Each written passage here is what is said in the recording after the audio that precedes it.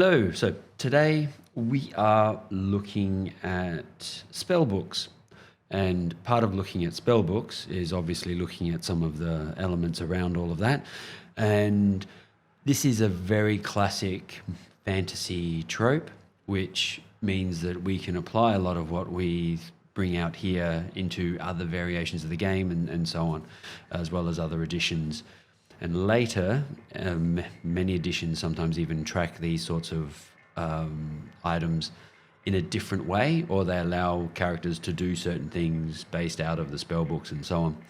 So what we are looking at today is much more specific to AD&D First Edition, obviously, because that's the space that we live in.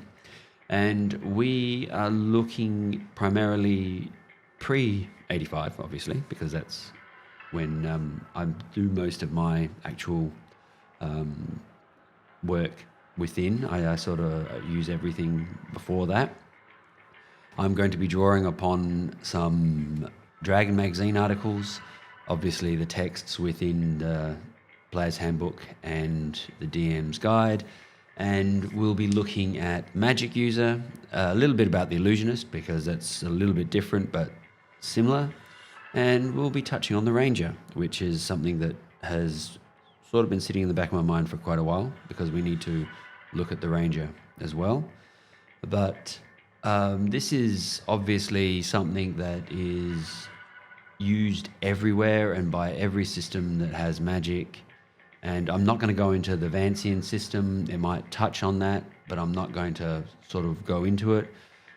But we're going to look at the book, and we're going to look at some of the ways that the DM can obviously use the book, and obviously what the players get out of having the spell books, and who can use them and work it all out from there. All right, so the first thing we're going to be looking at is the what constitutes a spell book. Our first mention of spell books is a little bit touched upon with the intelligence section, but here we are under the Magic User spot with the in the Player's Handbook.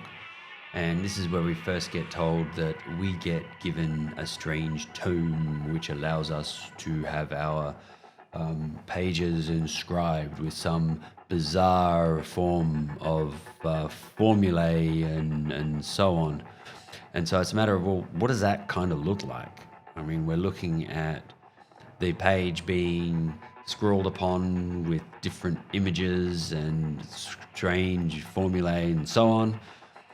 And the page itself is made from what is, well, traditionally the idea is that it's vellum.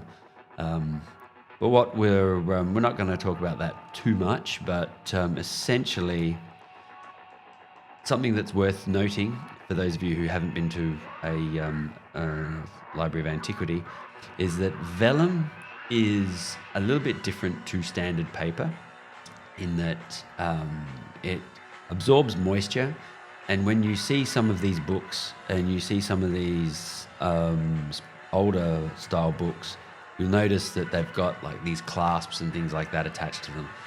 And that is actually less to do with security than it is to actually keep the pages together. Because what happens is that the vellum absorbs moisture and then it expands. And if anyone's ever been to the Bodleian Library or some sort of university that's over 300 years old, then you'll notice that a lot of the older books that are in there are much more worn. You can still read them today with the same level of ease because the ink is absorbed into the actual page. I say this because essentially we're looking at if it gets wet, it's fine. Like, that's what I mean. And the whole nature of the page being kind of magical and the book being magical and the book being bound in some crazy sort of skin of some bizarre and exotic animal or dragon scale, probably the underside more than anything. And then the pages on the inside containing the where the actual text is located. What you're looking at is if it gets wet, it's not going to be damaged. And that's basically where I'm going with that. So I know that there have been some instances when the books have been doused in underwater and the DMs have asked for saving throws or have incautioned or whatever. But in terms of the book, vellum absorbs the moisture and does that quite well. So that's why they got the big clasp, so that otherwise the books just sort of expand out. But in that section under the Player's Handbook, that's the first time we get anything to do with a spell book. And the character obviously has the spells associated with them from their starting rank, and when they've got their the first lot of spells, their 4 or 5 spells that they've got, and pages are scrolled in there and so on. The question is, how many pages and how much space does it take up? So this is where we get into some of the extra little bits and pieces. And what's worth looking at is just a little bit on what it is that, I suppose, what it is about the books.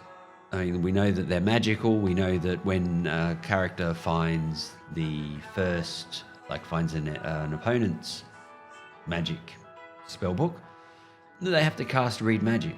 And once they've cast Read Magic, that's able to allow them to open up the book and begin to unlock its secrets. Once they've gone through, they can sort of read the spells, and from there they're able to decide which ones they have and haven't got. And you can imagine there's some sort of accent in terms of how the spells are written and transcribed, but it's not until the magic user writes it into their own book that the spell is officially being learnt by the magic user. So you can't just have the opponent magic user's book, crack it open, cast Read Magic, crack it, read the contents, find the spells that you don't have, and just know it from there. You need to transcribe it to imprint that energy and to imprint that the bond, I suppose, or the attunement of the magic to the magic user through the act of scribing. And once they've brought that into their own book, then are they able to spend time to... That's when we decide whether we roll the chart to determine whether or not we have a percentage of understanding, and then we have that book attached, or that spell attached to the book. Whilst the character has that spell, they can choose to attach, to learn that and have that imprinted through their slots. Remember, we're using the Advancing System of Magic, so we have spell slots, number of slots, and then how many spells we have is based on our intelligence, and how well we learn those spells is going to also be judged by our intelligence, with a maximum and a maximum number of spells. So the magic user's been given a fresh book with the handful of spells known from their training and education. And what is this book? Well, we're going to look at the encumbrance chart, and we're assuming that it's the book large metal bound, because that's about as close as we've got to anything that's resembling a spell book. Knowing that the spell book itself is a chunky, blocky object that pretty much takes up nearly the entire backpack. A standard backpack has 300 GP or 30 pounds, and the book is 200 GP weight. So whatever's left, the magic user has to sort of contend with. So the initial spell book that's been provided is a big bulky book. It's not the big bulky book that you see, like the Grand Grimoire style of books, but it is that middle range, that standard spell book. The standard spell book has 50 leaves or 100 pages that's attributed to it, And from there, obviously, we've got our spells that we put in, and we have so much space. You can't just keep putting spells in. They need to actually take up space.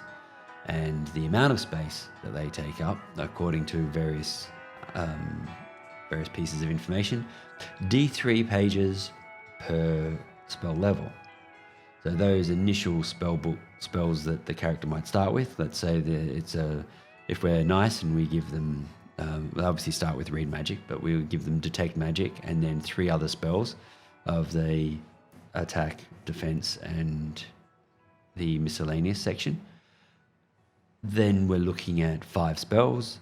5 D3 pages are taken up from that, whilst they then go out and begin their adventuring career. They find a scroll that has a first level spell on it, and they want to transcribe that into their book, D3 pages, and assuming that it's a first level spell, then it's D3 pages, and it also takes about 4 hours. So that initial transcribing can take a long time. So it's not something to be done inside the dungeon, obviously, or even potentially in travel. When they find an opponent's spellbook, or they find something that's out there, then they have to carry it to get it back. And if they find an NPC magic user's spellbook, either by defeating the magic user or they stumble across one whilst searching for other things inside a book or bookshelves and cases and whatever else, then they can actually use that book as well. But once you've cracked it open and they've transcribed a spell across, then they've got that spell, but they can still use the rest of the book of the opponent's spellbook. So if the spellbook that the opponent has, or the NPC magic user had, was 40 pages, and it's a standard spellbook, then you've got 60 pages. So what this brings up is this massive great big book that's got a finite number of pages. And from here, this is where the players will eventually want to buy another spellbook. And then, of course, when you're at second level, or when you have second level spells, so if you're at third level and you get your first lot of, and you've got access to second level spells, those second level spells are 2d3 pages. Third level spells, 3d3 pages. So by the time you get to something where you've got a handful of spells, because you're not just going to have one spell, you're going to have a handful of spells in each level to a maximum of your level, and that's obviously based on your intelligence, but then you're looking at lots of D3 pages. Keeping track, it's a nice sort of additional resource management that the players are going to have to look after. And then you also have, well, what are they going to learn every day, and what do they need? And if they lose that spell book, that's all their spells. So what happens is that you've got these 2 other forms of books that are available, that are capable of the players are able to get their hands on. One is the massive, huge grimoire that is hundreds of pages, and we're looking at an encumbrance of, considerably more. So it could even be double, because this is the big daddy book that you see on the altar that's chained down and whatever else, because this has all of their spells in it. And then you've got your normal spell book, which is your usual, which is 100 pages and so on. And then you've got what are called traveling spell books, which are thinner, lighter books, almost like mini journals. And for that, you're looking at about 50 pages, so 25 leaves. And they come in to about 3/4 the weight. Oh, so just well under. I think from memory it was like 60 or 70, maybe even 75 GP weight. And so from that 200 GP weight to the 75 GP weight, and you've got half the capacity, but you have a focused focused set of spells. So when you know that you're going into a waterborne adventure, you might have a journey book that is specifically got those spells available to you. When you're about to go into the Underdark, you're going to have, this is these spells. So you'll have a book that has these spells available to you. You're not going to take your full repertoire of spells because it's just going to be, first of all, too dangerous. And second of all, it's just a lot to carry. So it's just an extra thing for the players to think about in that regard. But when you're out and about and adventuring and they join the Wizards Guilds or the Magic Users Guilds or the Sorcerers Guilds or the magical associations for united creatures, then that's when they can buy these extra resources that allow them to just constantly be scribing into these books. And they're going to eventually, as we know, they eventually get their Wizard's Tower, which means that then they can have a place to put their grimoires and lock it down with all of the defenses for various glyphs and so on. So eventually they get one of those big nasty books that just can't move and that are filled with all of their spells, so that their own hench people they can train and can learn from those major books themselves. So here we come to a little bit on the Illusionists now. So the Illusionist book is different to the Magic User book. It's still bound and still looks and shoots and sounds exactly the same, except that it's not protected by some screening of magic, where you would need some level of attunement from a magic user to the spell book. With the Illusionist book, it's all written in their own Illusionist script, which means that any illusionist can actually pick it up and start reading it. And that from there, same sort of deal. They go out, they've got a handful of spells inside their little Illusionist book. As they find them or as they research them, then they get added onto the list from there. Exactly the same as a magic user in terms of how that happens, and a little different with the next part. When it comes to the transcribing and everything else, that's all the same.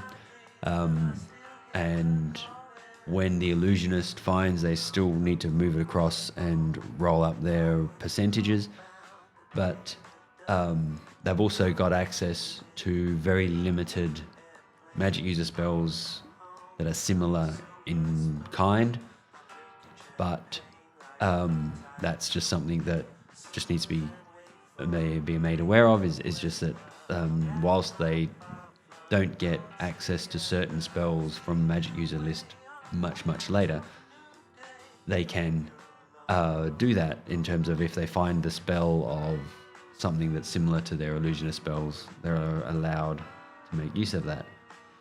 It's handy to know that they don't get read magic until they're like 14th level, but we can figure out ways of allowing that to happen before that. But technically that's when they get their read magic.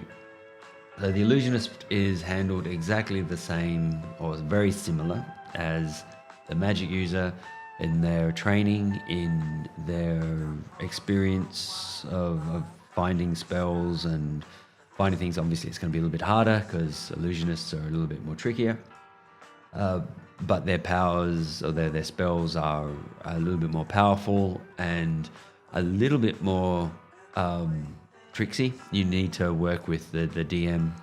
We might do a separate thing on illusionists just down the way because they're a little bit tricky. But the book is handled exactly the same, except that obviously they don't need to read magic. So for the next part, we're going to be looking at the Ranger, and the Ranger has some levels of magic that's opened up to them once they get to 8th to 9th level, or specifically 8th for the Druid and 9th for the Magic user.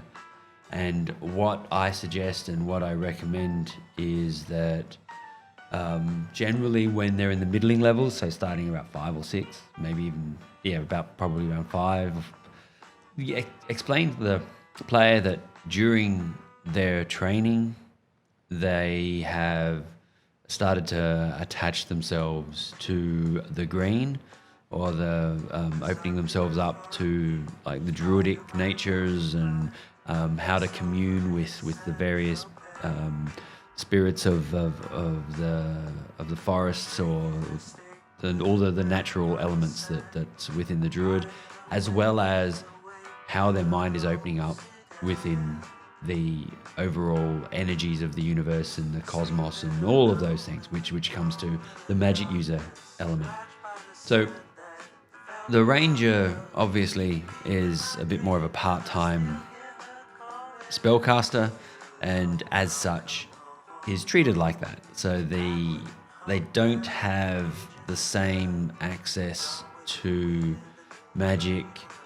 Speaking from the magic user point of view, they don't have the same access to magic that magic users do. They don't start with a set of spells in their books or anything else, and they can't transcribe things, and they can't read off magic user scrolls. So they constantly need help in having the spells put across their book for them to learn. They still use the same intelligence checks for understanding how the learning works, but they don't get the opportunity to find an NPC spellbook, cast read magic, and transcribe from their spells. The other one, they need help in having that happen. It's likely that the ranger book wouldn't even need a read magic to crack open as such, because of the type of limited understanding that they have. But that's a bit more of a DM call. They're only going to have a handful of spells, and they're good for those utility spells that the magic user doesn't want to have to play with. So they might have those other types of spells that help the party, that allow them to do things, or that allow them to improve their rangerness. With the druidic spells, obviously, the druid spells, they'll have access to various elements, and they'll be able to tap very lightly within the druidic sphere. They won't have the same access as that a druidic cleric or a druidic style cleric does, but again, it's a matter of how the DM wants that to be shaped. They may even, from a druidic point of view, let them have X number of spells, or have access to specific types of spells that they then have to be shared with in some way, very similar to the way that the magic user side is done, because the ranger is still treated like that part-time magic user or spellcaster, rather than a primary spellcaster like the cleric, druid, magic user, illusionist. And we should try and treat them that way. We shouldn't try and bring them in and go straight up, you get this, this, this, and this. So from like levels 5, 6, 7, get the player to understand that during their training, they're touching the magic, they're feeling the weaves, they've got the murmurs of the green coming to them, and all of those sorts of things. And then when they get to level 8, they can start to experience actual spells and get into actual magic. And it's not so funky. And then that also explains why, if you want to do it, which is reasonable, the ranger at 8th level or 9th level, when they're casting the spells as the first level spells, at that level that they're at in ranger, because they've still been tapping into that magic and they've still been getting it going. But that's something that the DM probably wants to have a little bit of work out. In terms of helping the player character ranger, the party magic user is going to help them paint by numbers when it comes to transcribing and putting things into their books. And the magic user PC is not going to give them outrageous spells, or they're just going to give them something that you would sort of give them just to sort of, hey, look, you got magic. There you go. Congratulations. Have a comprehend languages spell. And then again, they get to have that. They get to have that spell and use that spell so that the magic user doesn't have to have it. So it's good as that ultra backup for the other types of spellcasters. So hopefully I've managed to cover a fair bit of what we needed to look at in terms of spell books and how they're used, and a good way for the player characters to see them, as well as options for what the magic users can do, and by association, obviously, the Illusionist as well. And just to sort of recap in terms of how the spell book is so pivotal to what is the magic user, that when it comes to how they learn magic and how they perceive magic and so on, will all be scribed directly into the way that the weave of the spell book in itself. So perhaps from here, when the player characters get their first spell book, we run through and we put it all in there, and we get their spells in. When they find new spells, hopefully we've got some ideas in here for being able to expand and how to manage that. And like I said, I've drawn on a few different areas in terms of where the information's come from. Primarily, all of this is hand-waved. There's nothing really codified. And by making something a little bit more easier to understand in how it's structured, then that improves gameplay. As I mentioned, you've got like the different types of books. You've got what is the character doing with their big arched spell book, how are they managing that, and so on. And the spells, once they get to a certain type, once they've got a certain number of spells in there and they start to run, they need to be lean on economy, not only just with the amount of pages left in the book, but also their own maximum limit of spells. So if they've got an 11 spells that they can memorize per spell level, then that's 11d3 for pages in terms of just first level spells alone. And then of course you've got second level spells. So straight away you're looking at having just so much space devoted to those first three levels. Once they get to the fourth and fifth levels, you might have a separate book for those because they are obviously harder to come by. That'll naturally happen. And as the players transcribe into journey books, they'll be hoping for those, obviously the lower number of pages rather than the higher number of pages. And then that way they've got their 50-page journey books that they can then just take out when they have certain types of missions or certain types of adventures, and they just take them with them rather than their complete set of spells. That does make the magic user a touch different versus the cleric and druid, who have access to a pantheon of deity and the deific and the green and the all of the spells of faith and all of that sort of ability, where it comes from a different plane, as opposed to I have to learn this spells. We'll have to sit there in the book 15 minutes per spell level every morning to reattach the spells to my slots.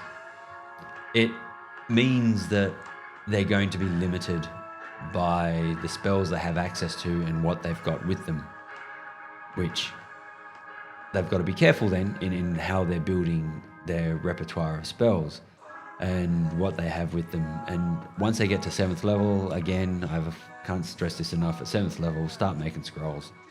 Get some scrolls happening, and they can be well and truly the utility spells that you want to have but don't want to have to spend a slot for.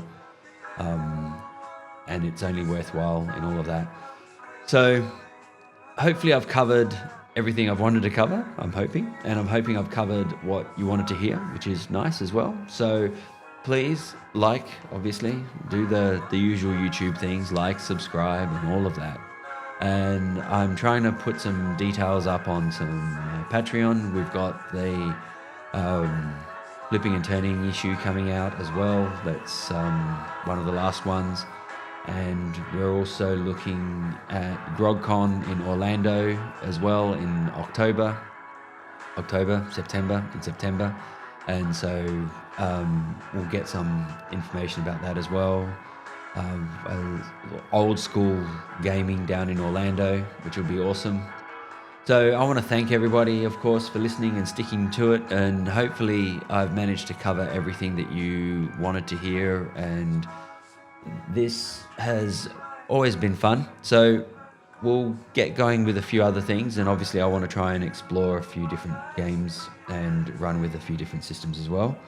I've still got the Halo game that I want to put out on to the board, just to sort of get it up and running to show everyone that it's there.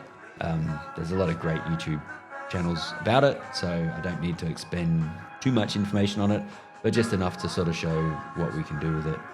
But anyway, so thank you very much, and this is me signing off, and I really appreciate all of your space and time. All right, thank you very much, people, and we'll catch you next time.